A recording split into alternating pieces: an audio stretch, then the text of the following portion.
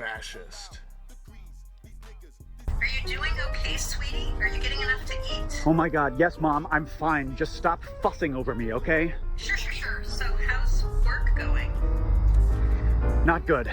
Views are down. I need a hit. I need a solid gold hit. Why don't you do a response video? Like that nice clean... What sword shall I kill myself with? African or European?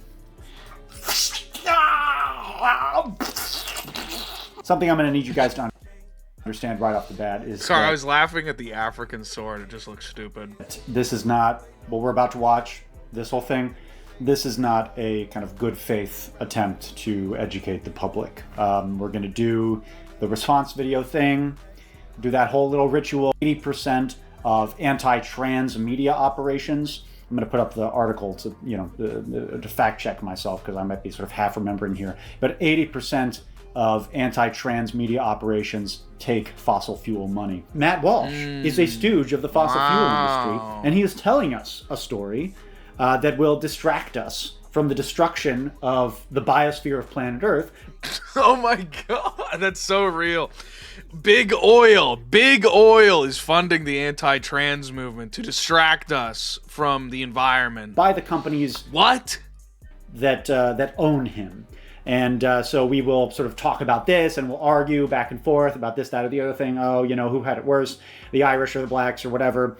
Meanwhile, fossil fuels set the... Oh my God. Okay, so is this guy like a tree-hugging faggot, really? Like in the current year, in 2026, we're still doing this? Planet on fire. Big oil. The executives...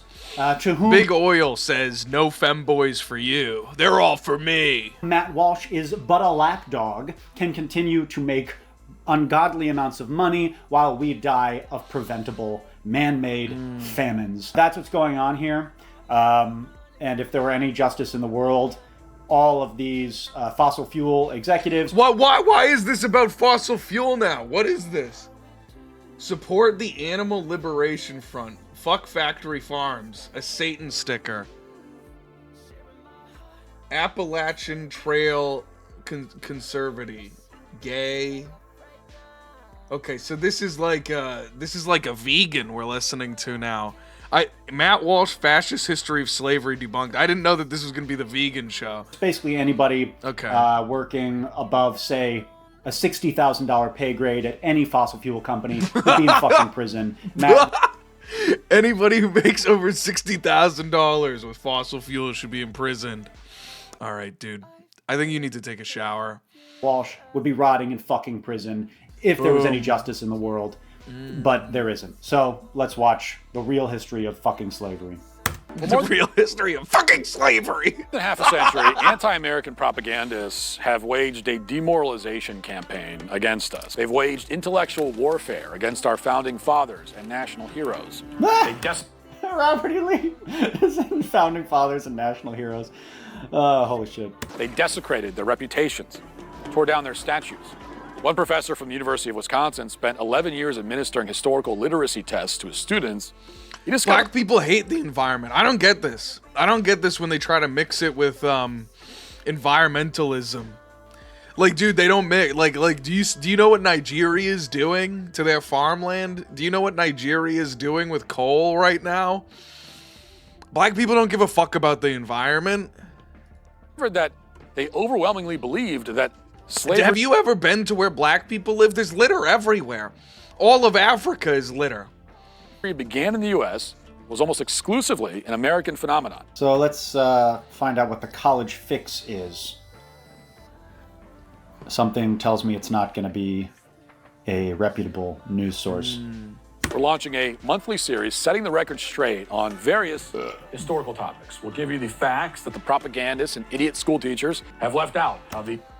Okay, so idiot school teachers, clearly this sort of rallying cry of anti-intellectualism, right? I mean, this is sort of, deny the evidence of your eyes and ears, deny the experts. The experts, a.k.a. school teachers, a.k.a. elementary school teachers. It's really hard to become an elementary school teacher, and pretty much they're all geniuses, and if you dislike them or you criticize them in any way, it's because you're an anti-intellectual. That might be saying stuff like fossil fuels are destroying the climate. Okay, stop bringing it back to the climate change, dude. What are you talking about? Not everything is about fucking oil, all right? I don't even like oil, or whatever, you know? Like,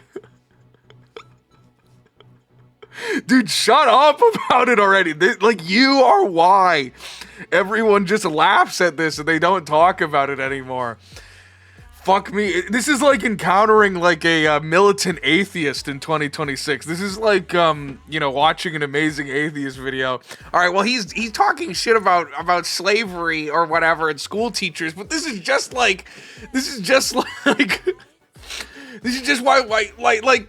church is an abuser if you think about it.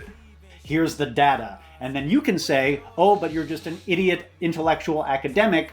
I heard from the Daily Wire that that's not happening. Yeah, I say that all the time. To me, whenever my second grade school teacher comes up to me and tries to prove that climate change is real. Failed screenwriter and stooge of oil and gas, Matt Walsh. This guy belongs in fucking prison. What we don't learn in school is where those slaves actually went. Just under half of them, an estimated 5.4 million, went only to Brazil, and many more went to the Caribbean. 1.2 million went to Jamaica, more than 900,000 to St. Dominique, and 889,000 to Cuba. The grand total of slaves brought to the future United States was about half the number brought only to Cuba. Okay, so this is obviously meant to kind of absolve the United States of sort of guilt from slavery specifically.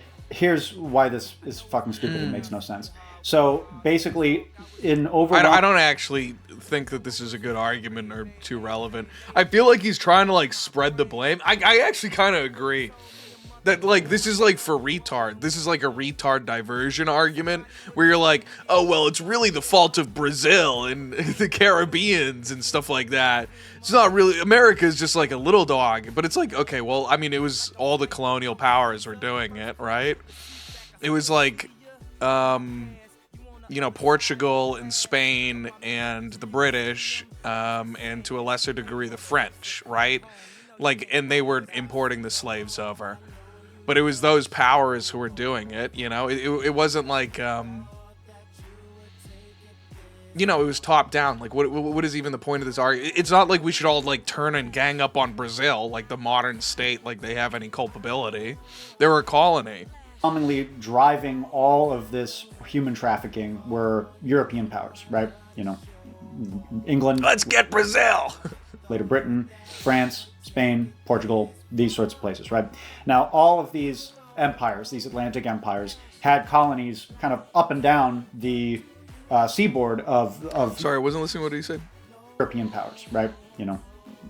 England, later Britain, France, Spain, Portugal, these sorts of places, right? Now, all of these empires, these Atlantic empires, had colonies kind of up and down the... Did he forget Spain? Sorry, that's embarrassing if true. Britain, France, Spain, Portugal, these sorts of places, right? Now, all of these empires, these Atlantic empires, had colonies kind of up and down the seaboard of the Americas, right? I mean, so this sort of cordoning off kind of the future... I mean, Brazil is kind of the worst. High key. Brazil really loved slaves. Brazil loved slaves. They were like, yum, yum, yum. Even after they got their independence. Even in like the 1840s. Like, England was like sailing ships up and down the Atlantic, and they were like, you gotta stop getting slaves. You got to stop getting slaves, Brazil. And then Brazil was like, no, dude. Brazil was like, no, we fucking love slaves. I'm not even doing a bit. They were like, we fucking love slaves. We need more slaves. You don't understand our sugar plantations. And then, like, England kept being like, you can't, stop. You can't be buying more slaves. And they're like, no, dude, we're buying more slaves already. We've got 1 million more coming in. And then they started sinking their ships and shit out in the Atlantic, the British. They started sinking the ships of Brazil and, like, writing, like angry letters to the whole world about why Brazil sucked ass. Brazil fucking loves slaves, dude. 13 colonies, or the sort of contiguous United States, as its kind of own separate entity when the transatlantic slave trade was at its height. just doesn't really make any fucking sense, because that's just not how the Atlantic world operated. That's not how the transatlantic economy operated, right? You had British interests in, Savannah and Philadelphia and Boston, but you had sort of intertwined interests in places like Barbados, right? In places like Jamaica, that were very heavy sort of slave factories for the British, right? So it would be one thing, right, if he sort of was trying to sort of argue that the Portuguese and the Spanish were worse somehow than the British. Yeah, Matt Walsh is a dumbass with this one, I think. I think this is just a really bad argument for retards, essentially. Like, this is like a 70 IQ person argument. Where it's supposed to be like, you're like a retard 80 IQ piece of shit, and you're like, nah. Oh, wow, I didn't know. So it's Brazil fault and the Caribbean island fault for slavery. Like, if you just have no clue what the triangle trade was or anything, that this is an argument for you. I feel like the better argument would be to, like, point out about, I don't know, like, even, like, Islamic slavery, or, like, how slavery has always existed. Like, take it that. If we want to, like, say, like, America did slavery and that was fucked up or whatever, but, the whole world ran on slavery until the 19th century, right? So, as this sort of form of cultural chauvinism, like, at least there you'd have, like, kind of a little bit of an argument. But as is, it's nonsensical. And the reason is because this is not in good faith, because Matt Walsh is a stooge of the fossil fuel companies and belongs in fucking prison. Fossil fuel companies. The ones who came to the 13 colonies were the lucky ones. In the context of global slavery, getting put on a ship to New Orleans was really a best case scenario. Fuck you, dude. Fuck you. I live in New Orleans, right?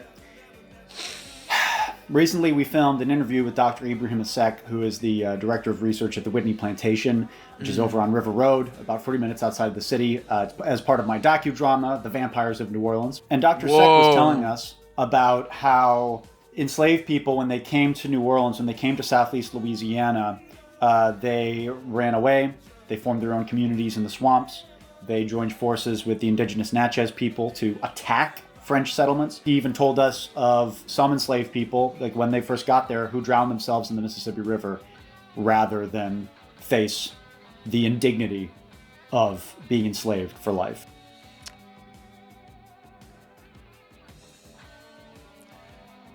I don't believe that.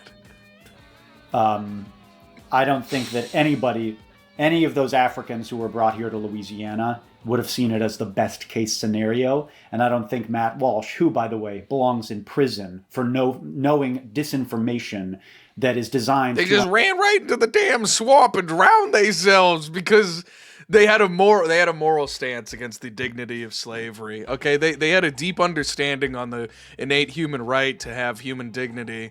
And they said, no, you know what, slavery, that's not for me. I'm gonna go fucking drown myself. I'm done with it. I'm not going to fight back or try to take one of them down with me or organize some sort of rebellion or just try to escape. No, I'm going to kill myself. All right, so just write that down. Write down that I killed myself in the name of a moral issue with human dignity being just destroyed in such an evil manner. Unravel democracy itself and propagate the needs of these fucking real life vampires in the fucking oil and gas industry. Oh my god, he always brings it back to the oil and gas industry. Bro, what are you talking about? He always brings it back to the oil. Dude, it's like they're his Jews. They're his Jews. Like, literally, this is what it's like listening to Nick as a normie. This is what it's like hearing about Israel for the first time whenever you're just a complete stone cold norm groin. Dude, everything. He's talking about slavery and he's like, this is just like the oil and gas industry. Guy, if he was in that situation of an enslaved person here in Southeast Louisiana, I bet your fucking bacon that he would not have fucking been like, oh, I'm so... Hey, dude, can you stop using phrases like bet your bacon? Meat is actually murder, and you're really making a very uncouth and outdated remark about, pigs as bacon. They're called pigs, okay? They're called pigs. They're not called bacon. They're people, and they have feelings too, dude. Lucky. By the way, I've got a video called The Cannibal Slave Ship, which is about the Portuguese schooner Aragante at the height of the illegal slave trade in the early 19th century. If you want to get an actual good idea of what it was like for enslaved people on those ships, I'm going to link that in the fucking wherever, in the description or wherever the fuck. The Kingdom of Dahomey.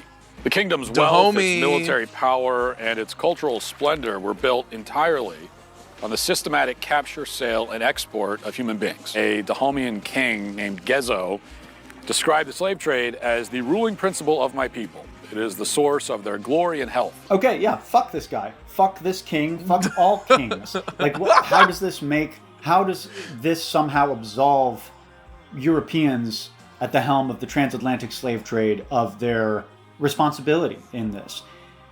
And by the way, again, what he leaves out, something that Dr. Sek was telling us when we were filming our movie, is that who is encouraging this perpetual warfare, right? Who is creating this demand for human trafficking? Was it the kings of Dahomey? To some extent, sure. Yeah, well, they're doing it already, right? But maybe a slightly bigger factor was that West Africa at this time was becoming sort of enfolded in the global network of capital. Economic pressures were coming into the region, right? People were becoming... And we saw kingdoms where they had a bunch of slaves, and we said, could we have some of those slaves for money? So it's our fault still. Dependent on this global network of trade, and Europeans were at the helm of it. And in order to play, these West African kingdoms had to fucking pay. And that meant that they had to wage war on their neighbors and create... They had to. We forced them to. We forced them to! Keep doing even more what they've been doing for centuries. That supply of flesh for the Europeans. Doesn't absolve them. They hated the it. Dahomeans, not at all. It doesn't absolve them. It's not a question of like that they are blameless here. Like, of course, fuck them. Fuck them. But let's have an idea of the bigger picture here. The Dahomey Amazons. They were the chief slave catchers of the empire. The Amazons would raid nearby towns and return with large contingents of slaves, along with the heads of anyone who resisted. According to one historian... I wouldn't resist. Well, but I'd still make them take my head. When the Amazons walked out of the palace, they were preceded by a slave girl carrying a bell. Sound told every male to get out of their path. God, he really fucking hates black women, doesn't he?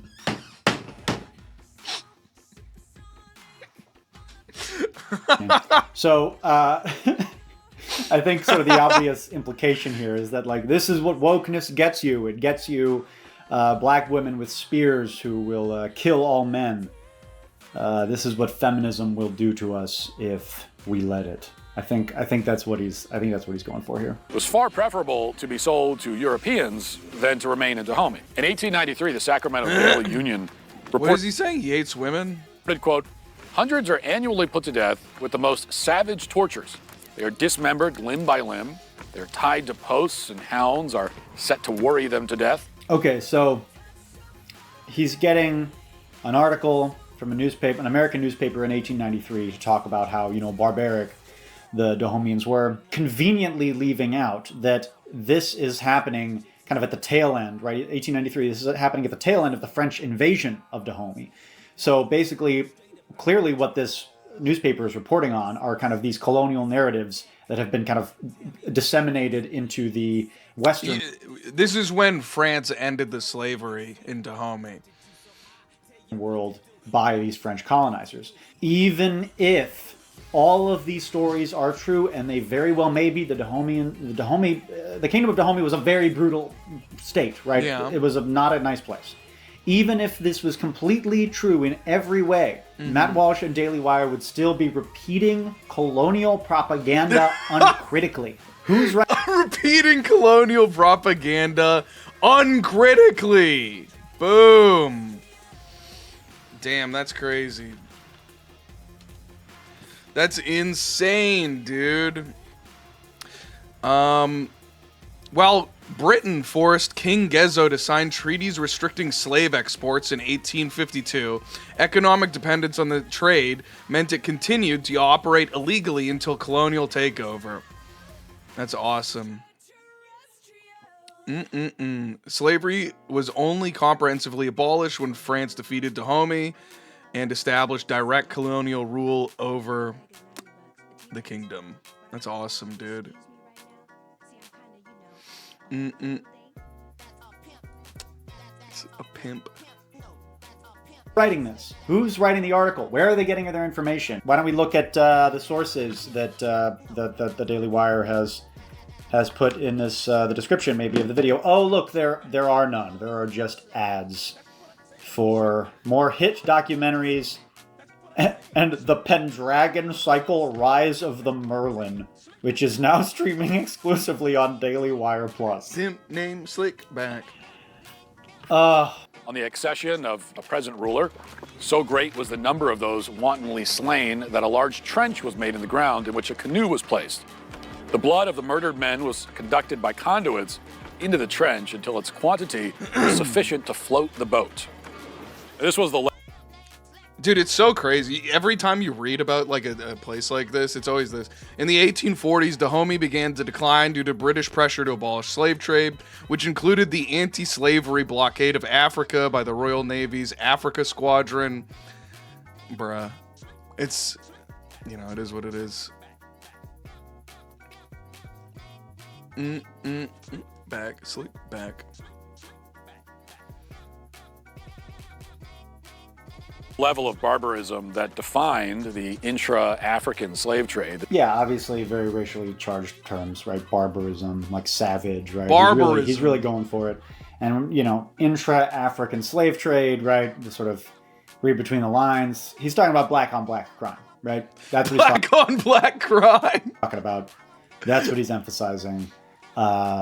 Absolutely no different from people trying to argue that that violence. This actually reminds me of the oil industry. Black communities is because of like the culture and stuff like that, right? It's just a racist dog whistle. Slavery and barbarism were a fundamental part of their culture, but that's never addressed by mainstream historians. It was. It literally was. Nor are the details on the enslavers in Dahomey. Yeah, it is. It is. It is addressed by them. Is it? It is addressed. It is. Just because you say so? Do you have a source?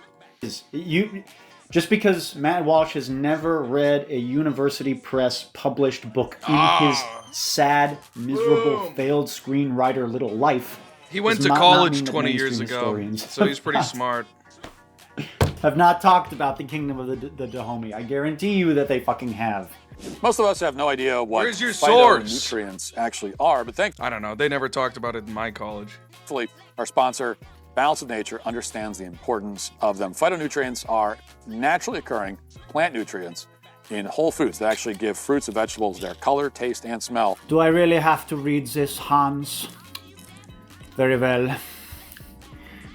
Good balance. Whoa, you're a Nazi. This guy's a Nazi. Nature contains... The rest of the video with this Nazi coat on. I'm not.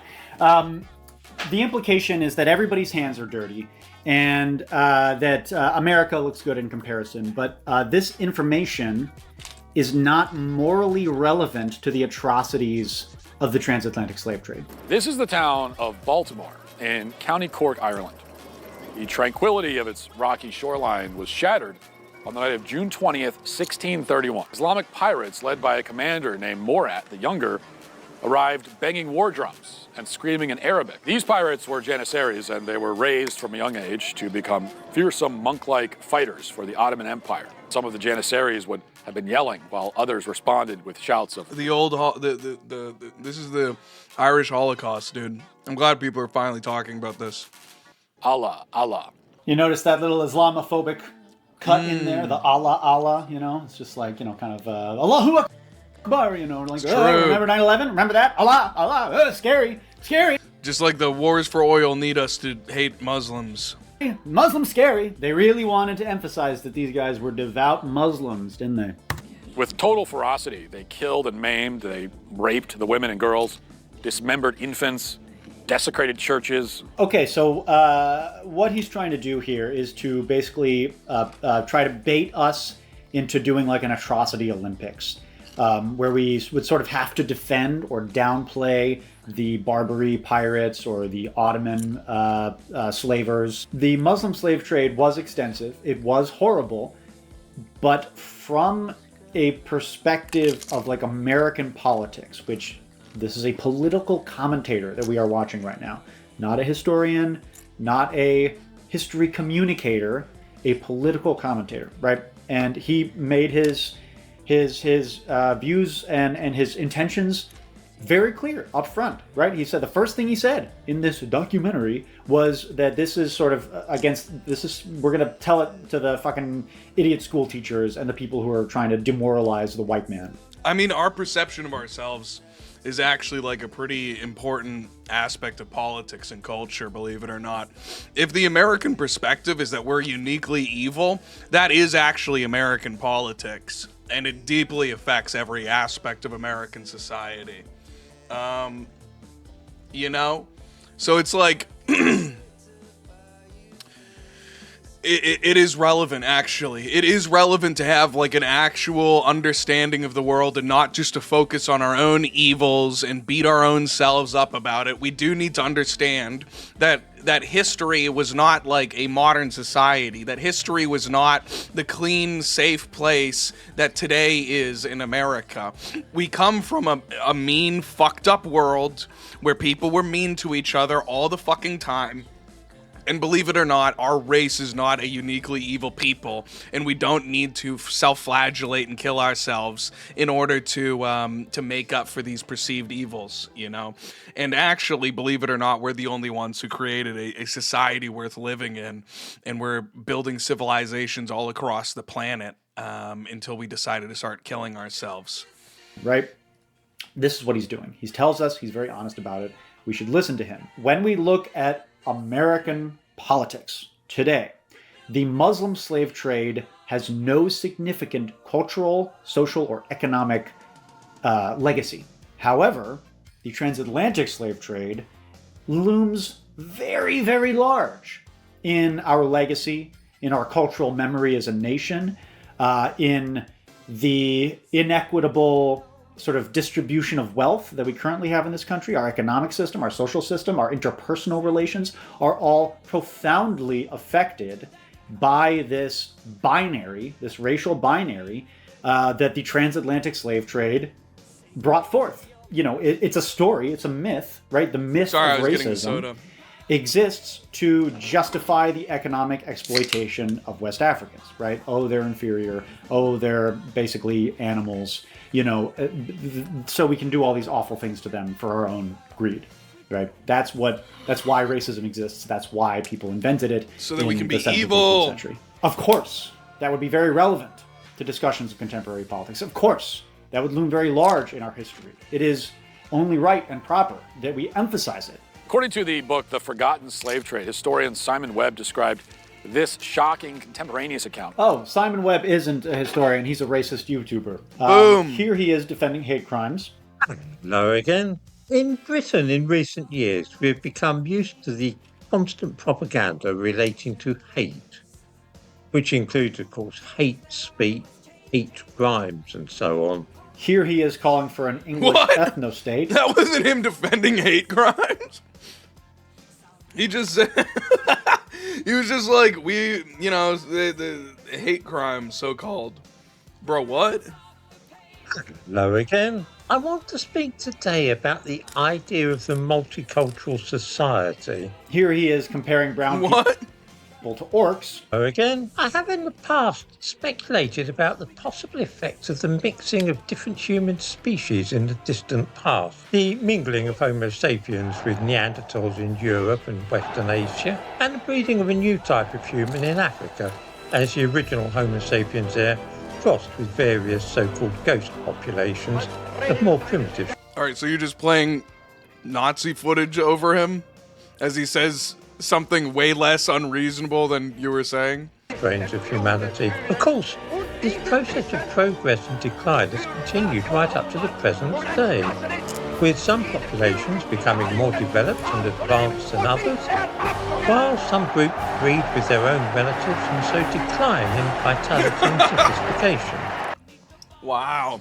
So he's a freaking racist, and he's evil. That if you appreciate what Yo, your dog's gay? we do here at Atun-Shei Films, consider supporting us on Patreon. That's crazy. Bro's got a One of the gay most dog. shocking slave trades did not involve Europeans at all. It involved an Arab-run slave trade operation in East Africa, roughly around the same time as the Middle Passage was bringing slaves from places like Dahomey to Brazil. Zanzibar became the biggest slave market in the world. By some estimates, as many as 17 million East Africans were sold into slavery over 1,300 years, dwarfing the transatlantic slave trade. If you're The watching, reality, this song goes out to you. I'll get you a mini skirt made of snakeskin. Whoa! Smile, boys, I love you, brother. Hail the stream. Send in money now. Nice.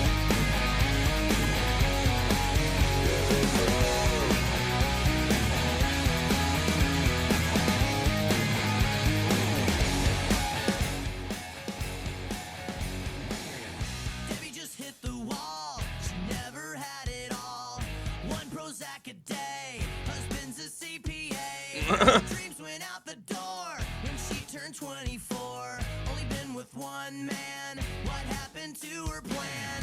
She was gonna reality is that the East African slave trade She was gonna be a star. She was gonna shake her ass on the hood of White Snake's car. Her yellow SUV. which exceeded very the cool. West African slave trade in its duration, barbarity, and quantity of slaves, has received relatively little attention from academics and journalists. That's because it's not a useful tool for a demoralization campaign against white Americans. It's not useful as a demoralization campaign. Okay, well, I think that's I pretty get rich it. because you don't actually give a fuck Crashing out. about African history behind. You don't actually give a fuck about African history. What history? They didn't write it down, dude. They didn't give a fuck about African history. Beyond what you can sort of scrape for your propaganda, do you, Matthew? You'd think that the Zanzibar slave trade that he's talking about here, since it lasted over 1,000 years, would merit a bit more of a mention in this real history of slavery. But this whole section was like 3 minutes at most, 2.5. Wow, only 3 minutes? Maybe he could display the same perceptible moral outrage about this violence against black Africans as he did about Muslims raping Irish people. But of course he won't do that because he hates black people and thinks that you guys are subhuman.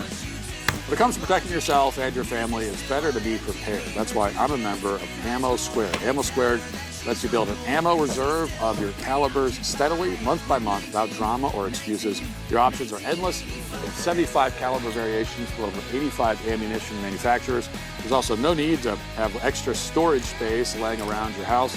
They handle all the storage for you. Awesome, dude. Thanks. Somewhere in Dusseldorf. Get it? Because he's a Nazi? How do retards watch this?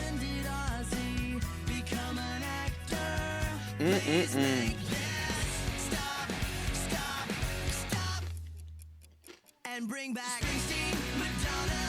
Way before Nirvana, there was U2 and Blondie. And music's still on MTV. Her two kids in high school, they tell her that she's uncool, 'cause she's still preoccupied. 1985, Springsteen, Madonna. The fearful war whoop was heard, and a raiding party of Ohio Valley Shawnee Indians rode down a ridgeline and attacked them. Captain Moore was shot 7 times. All right, thanks, before being Knight. tomahawked Thanks, Knight. I love you. I love you. and scalped. The Indians then murdered 3 of his children, leaving only his family members who were locked inside the cabin. Much like the Barbary pirates, the Indians broke into the house, shot the dogs, plundered and burned the home, killed the livestock, and took Moore's wife and surviving children captive. Okay, so why would these horrible savage Indians do such a thing? It's very funny that he mentions, he woke up in the morning and tended to his farm animals, and that the natives killed the livestock. It's almost as though animal agriculture was the fucking foremost cause of land hunger in North American, the history of the United States. In terms of westward expansion. So why evil. would these natives kill these farmed animals? Well, probably because those farmed animals were literally taking away their land. Right? Cows and pigs, you need a lot of land. Indigenous people in the eastern woodlands did not have domesticated animals in the same way as Europeans did. They did not have the land use requirements that Europeans did, which were massive because of their dependence on animal agriculture. So yeah, obviously they're going to kill. You mean civilization's dependence on animal agriculture, right? Like anyone can go fuck around in the woods and have a shitty little tribe of retards and do hunting and shit like that and not have animal husbandry. But if you want a civilization, you need animal husbandry, don't you? Somebody has to marry those wolf girls. Somebody has to milk those beautiful Hugh cows. Farmed animals, because those animals are a symbol to them of husbandry? the European hunger for land. Obviously, this Bro, is not it wasn't a symbolic anything. Shut up. to excuse what they're doing. It is simply to explain it. If you want to... It was like actually a message. It was like, we're killing these animals. They're taking our freaking land, dude. hear a little bit about a raid like this, a very famous raid like this that happened in Massachusetts in the 1690s, and how sort of the European perspective of just, creepy brown guys coming out of the woods and tomahawking, everybody and killing the dogs is like a little bit misleading. You should check out my video called Hannah Dustin and the Cycle of Violence in King William's War, which is going to be linked somewhere around here. To give you a sense of the savagery of the Indians, when one of the surviving sons, John, fell behind on the journey, the Indians split his head open with a tomahawk. They reached Detroit in December, where, in a drunken frolic, one of the surviving daughters, Mary Moore, was sold into slavery for a few gallons of rum. Those drunken, savage Indians. So once again... They love drinking, though. He is just taking a colonizer, a sensationalist colonizer account totally uncritically. Once again, even if everything in this account, in this, what he's saying, was totally true, and I'm not familiar with this incident that he's talking about that happened in Virginia, and it very well may be. I mean, yeah, Native warriors did fucking unspeakable things in this period. It's still obfuscating and ignoring the context of land theft. And you can see as how bro is just trying to like weave his way through like brown people having any accountability. He's like, he just every time he's just like, and don't forget white people are evil. And that's the point that Matt Walsh is trying to obfuscate. We can't allow him to obfuscate the ultimate truth that white people are uniquely evil. It's like this video is like to counter freaks like you.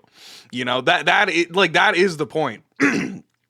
That is why it's relevant. Bro keeps going, why is this relevant? Because of people like you who literally want to downplay and avoid and, ignore everything that doesn't hit the narrative that white people have a unique evilness about them. I don't really like the atrocity propaganda. I don't like posting white L's or talking about times that we got owned and raped. But it's crazy how bro is like so dedicated to this like white people are evil narrative, and he's just literally is willing to try to like weasel his way through the atrocity propaganda and just go, whoa, but don't forget about how evil white Americans are. Look how ugly he is as well. Fuck me. Economic entrapment, which often precipitated the economic entrapment, like the times when they tried to sell us something that they thought couldn't be sold. Dude, I love that. That is like my favorite narrative out of Native Americans, is that somehow Native Americans coming up to white people and being like, you're going to give me $50,000 worth of gold. You're going to give me 3 bars of gold. And in exchange, you want what? The ground under my feet? Okay, you can have it. Like in their mind, that didn't exist. In their mind, that didn't mean anything. In their mind, they were literally selling nothing, something that they themselves didn't even own, and getting free money. Dude, the Native Americans thought that they had found a free money glitch, and yet somehow that is like economic entrapment. It's like when the black people are trying to write themselves checks for $1 million, and then it's like, wow, that was like economically entrapping them. It's like no, they thought that they found the free money glitch. They thought that white people have shown up, and we were so dumb that we were trying to buy dirt from them, and for some reason we were willing to pay them a fuck ton of real money. Indigenous groups taking captives. You would think that Matt Walsh would be a little bit interested in why these Indigenous war parties are doing this, but I would assume maybe the whiteies had it coming. That he just sort of chalks it up to their savagery and their thirst for blood, just like with the Muslims and everybody non-white in this scenario, is that they're just bloodthirsty and genetically predisposed to violence and savagery. Kind of low-key are. And that's why they're doing what they're doing. Can't be any kind of like don't forget the motive of drunkenness. vengeance. There could be no sort of sense of economic gain, which you'd think, especially when he was talking about the Barbary pirates, that would be like kind of a big... The economic gain. Oh, I forgot that it was profitable to do slavery. Fuck. Okay, no, that justifies it. Part of it. There's just no perspective whatsoever given to the non-whites in this story or in any of the stories that he's telling. The vast majority of white slaves in the United States were owned by fellow whites. Somewhere between 60 and 70% of white immigrants to the American colonies arrived in bondage, often involuntarily. An estimated 350,000 arrived between 1620 and 1776, in numbers that likely far exceeded the number of black slaves. I hate this narrative too, high key. Arrived in the 1600s. Mortality rates on the journey to the colonies often exceeded 20%. Many of them were legally classified as indentured servants. Okay. Indentured servants had a contract, dude. Indentured servants had an expiration date to their service. The slave had no hope of freedom, and neither did their children or their friends or anyone in their culture. I would say that is a pretty significant difference. Many were subjected to conditions of such brutality, duration, and heritability that historians increasingly regard slave as the more accurate term.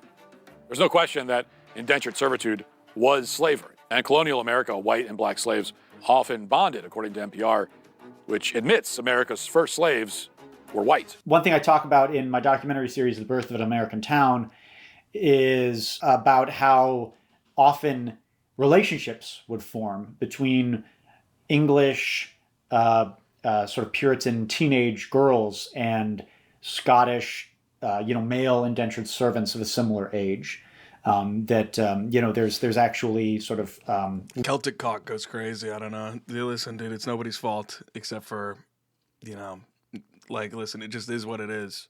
It's a curse too, and it is a curse. Legal documents from the town of Sudbury, Massachusetts, which the documentary series is about a teenage Puritan girl being sort of found out for fornication, for sort of having sex with the cute Scottish boy who works for the family, and basically her being horrified by the prospect that she had to marry the dude, which is relatable. But obviously, right, that is a very different scenario versus what would happen if, say, in Virginia or Georgia at a similar period, if a black slave had sex with a white, daughter of the planter or whatever. What would be the resolution to that? Would it have just been like a bit of a scandal and, a couple people got tried for fornication and some people paid a fine and it all blew over? No, that African boy would have been fucking torn limb from limb. So he would have been torn limb from limb for fucking doffing his hat to the fucking girl, right? So obviously, as fucked up as it was for the Scottish, we are talking about two different animals here. Very distinctly, right? And we are certainly talking about two different legacies within American culture today. One report from Virginia Governor William Berkeley noted that the number of white slaves arriving vastly outnumbered black, quote, "We suppose there come in of servants about 1,500, of which most are English, few Scotch, fewer Irish, and not above 2 or 3 ships of Negroes in 7 years." So again, let's talk about the implication as, Yeah, I think this is a dog shit argument. This is why I don't think you should make it. Dennis would say. So the implication is that Scottish and Irish people can lay claim to the same... Like the only argument that's really necessary is the argument that, like, one, the world is a mean place. The world is a fucked up place, and that's real. And people need to understand that air conditioning doesn't just exist in nature. You know, office jobs aren't the natural state of human life. History was a fucked up time where people were trying their best, and that is sort of like the realist take about history that there is. At every point in history, everyone was just sort of trying their best. As much as bro wants to like seethe and talk about like colonist narratives, it's like narratives that the colonists told to each other were narratives that the colonists they themselves believed in. Okay, it wasn't like some big evil cover up. Like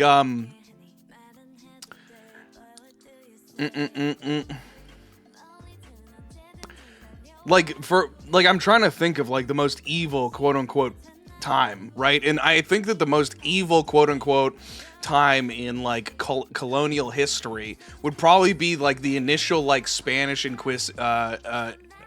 excursions into Mexico and South America. And it's like even during those times, it literally just was people trying their best. In the Spanish conquistadors, a lot of them were very gold-oriented and selfish, but of course they were. They were fucking sailors, they were soldiers, but they also brought with them like hundreds of priests and hundreds of different scholars and other random people who were there to help. And it's like, what they came across was a insane, horrific civilization of human sacrifice and blood ritual. They teamed up with the local natives to kill the Aztecs, and then randomly 9 out of 10 people started fucking dying. And they started dying of smallpox and the bubonic plague and shit like that they really had no capacity to understand or control, you know? So it's like, wow, that's really fucked up. But do you know what they were doing? They were giving mass forgiveness to the natives, you know? And it's like, people right now, we think about that as nothing, but it's like they were literally shipping priests for like hundreds of miles across the ocean, thousands of miles across the ocean to aid in the effort of giving mass forgiveness to these natives and getting them under Christ, because, you know, in their genuinely held true beliefs, that was their only way of coping with a situation like that, is that we need more priests. We need more people that we can offer forgiveness to these natives before they die, you know? And it's like, when they're building up civilizations there, they do have the genuine belief that like barbarism, living in squalor is a bad thing, that Christian civilization is a beacon on earth. It was given to us by God, and obviously we should spread it, and we should teach these people how to live in a civilized ways, because believe it or not, there is a actual distinction between civilization and barbarism. Barbarism isn't just like a racism term that white people invented to dehumanize brown bodies or whatever this fucking freak wants to say. It actually really sucks to live in a barbarous society, okay? And it's not good. And it is good to live in a civilized society. And that's why white people built civilization all across the entire planet. And they built up infrastructure, and they built up hospitals and schools, and it wasn't just for our own benefit. It was out of a genuine belief that we need to help these people. No, and it wasn't obviously pure altruism, but what is pure altruism? You know, who in the world is just going around being nice guys all the time because they want to press one to everybody? Like, be so fucking for real. But at the end of the day, what they were doing was the best that they could do at all times. Even though they love to talk about this too, like the Native American re-education camps here in America and Canada. It's like, once again, we're in the mid 1800s. These are people trying their best. They are trying to teach Native Americans how to live in a good way, how to accept civilization and live in that civilized way, how to believe in God the right way, because it's very important to these people. It is a genuinely held belief. It's not this, you know, evil attempt to trick them and fuck up their culture and religion and all of that shit. You know, it's like they didn't have fucking life flight back then. They couldn't have a helicopter fly in and take you out and take you to a first-class hospital. You know, we were in like an uncivilized land building civilization. Anyway. The modern world didn't always exist, and I feel like people forget about that, and they try to judge humans throughout all of history as if that were the case. Anyway. But that's what needs to be established, is that people through history were trying their best. A lot of these other cultures were living in genuine barbarism, and it was really fucked up. And thousands of their own people were dying every year for stupid reasons, or starving to death, or dying of disease. And we came in and we tried our best to deal with all of that shit. And it wasn't purely altruistic, but there was a lot of altruism involved, more so than people would even think. Anyway. Level of grievance as black people for the legacy of slavery, completely ignoring how the concept of race and whiteness evolved over the centuries, right? Yeah, I'll unscam you. Race and whiteness did evolve. Bro, TTS is so cooked, man. Why did only Knights play? I think it's the voices. I think the voices are messed up. Yeah. I think you got to use like default voices for Power Chat to work right now. What does Kamasta have to say? He says, "You truked when you said the world is ugly. It's so truk. Even the woke-tard liberal communists agreed years ago. Only the woke world would deny. I wonder, is Wurzy reading this aloud? Ooh, oh whoa, Tihi X3, Nyano Desu, Kawaii Oni-sama, Koroshite, Kurio." Nice. And then bro sent in "The World is Ugly" by My Chemical Romance.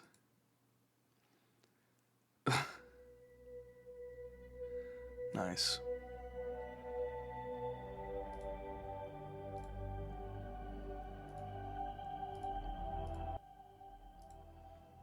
Oh, I got it playing here. Whoopsies. Whatever.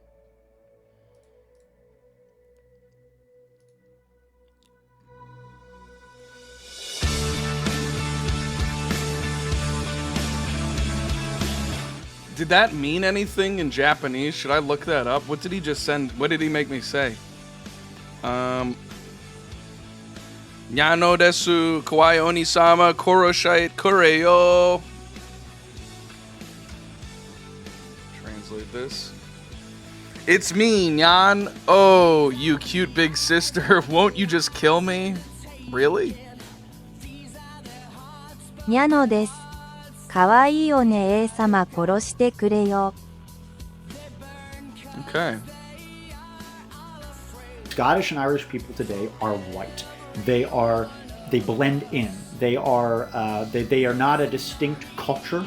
It was not like it was back then, when you had these national and especially religious bigotries and boundaries that were very meaningful. Though, once again, when it comes to sort of English bigotries, certainly in my area of expertise, which is the Massachusetts Bay Colony, specifically, you had people saying after King Philip's War, talking about Native American slaves, that they advocated for harsh treatment of and enslavement of Native Americans based on the fact that they also did it to Scots, and they would basically say, like, are we going to treat them better than we did the Scots? Like, that's fucking crazy. Like, obviously they're more inferior than the Scots.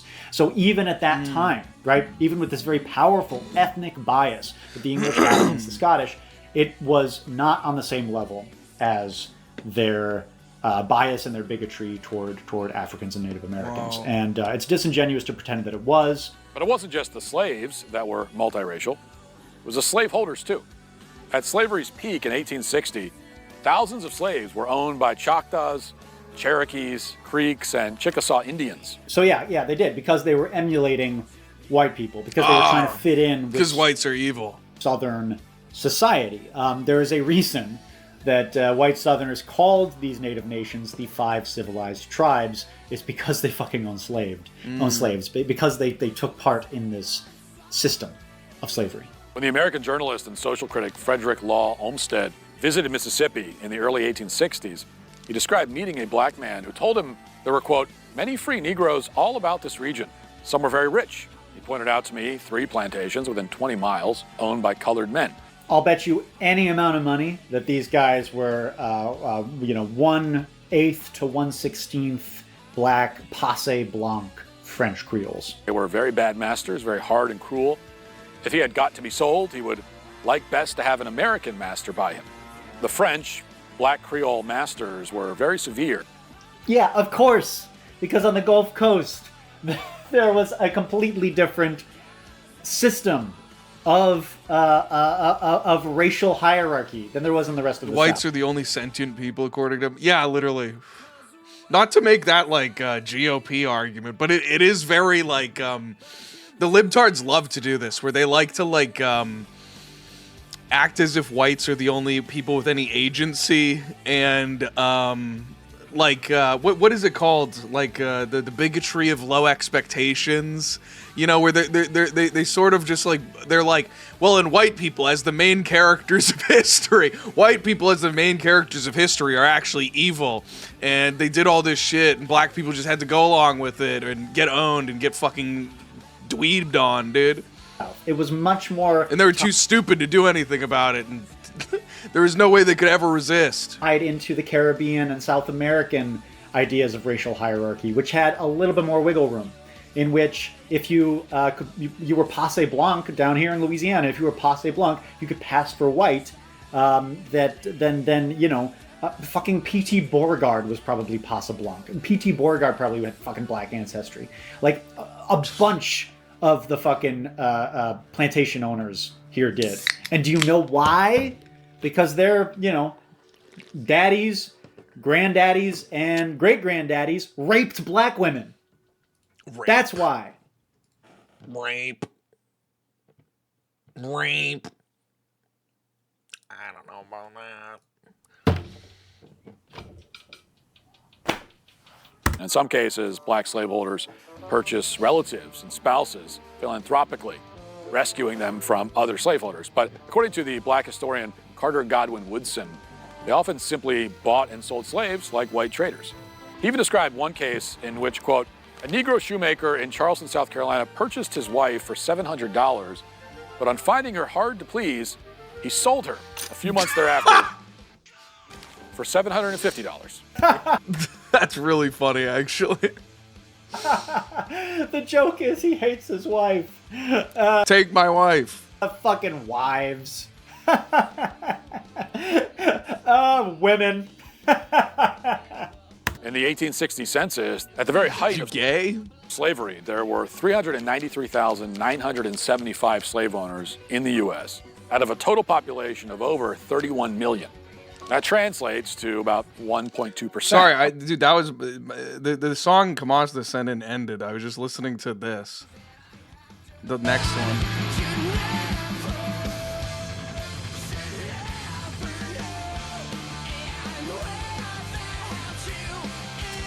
Oh yeah. All right, sorry. Of the population. Okay, so we're just making shit up now, huh? So the real number was 30% in slaveholding states. That was the vast majority of slaves were in slaveholding states. South of Mason-Dixon line, 30% of households owned people or rented people. That is an incredibly entrenched practice, right? It is not the tiny minority. I don't know where he's getting this fucking number, but it is fucking wrong.